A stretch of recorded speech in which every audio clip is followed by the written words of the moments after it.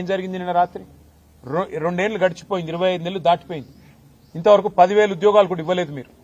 ఏమైనా నీ 2 లక్షల ఉద్యోగాలని చెప్పి పిల్లలు రోడ్డెక్కితే వాళ్ళని ఇష్టం వచ్చినట్టు గొడ్లను కొట్టినట్టు కొట్టి వాళ్ళని 7 పోలీస్ స్టేషన్లో నిన్న ఈ దిక్కుమాలిన ప్రభుత్వం వారిని నిర్బంధించింది.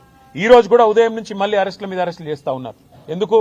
ముఖ్యమంత్రి గారు అక్కడేదో బట్టల షాప్ ఓపెనింగ్ పోతున్నట్ట, దానికోసం ఆ రోడ్డెంబడ పోతుంటే ఎక్కడ ముఖ్యమంత్రికి అడ్డం వచ్చి నోటిఫికేషన్ లేవి అని నిలదీస్తారు, ముఖ్యమంత్రిని దిగ్బంధం చేస్తారన్న భయంతో ఇలా పోలీసులను అడ్డం పెట్టుకుని ఈ ప్రభుత్వం బతుకుతా ఉన్నది.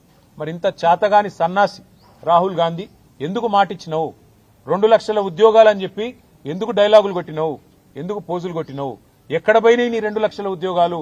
ఇవాళ ప్రజలు అడుగుతున్నారు, మా పిల్లలు అడుగుతున్నారు. దమ్ముంటే సమాధానం చెప్పు. 10,000 ఉద్యోగాలు ఇవ్వకుండా ఇక్కడ భూములు గుంజుకుంటావు, యూనివర్సిటీ దగ్గర ఇస్తానన్న ఉద్యోగాలు ఇవ్వవు. ఈ రకంగా తెలంగాణ యువతతో, భారత యువతతో కాంగ్రెస్ ఏదైతే డ్రామాలు ఆడుతున్నదో దీని అందరూ కూడా గమనించాలని కోరుతూ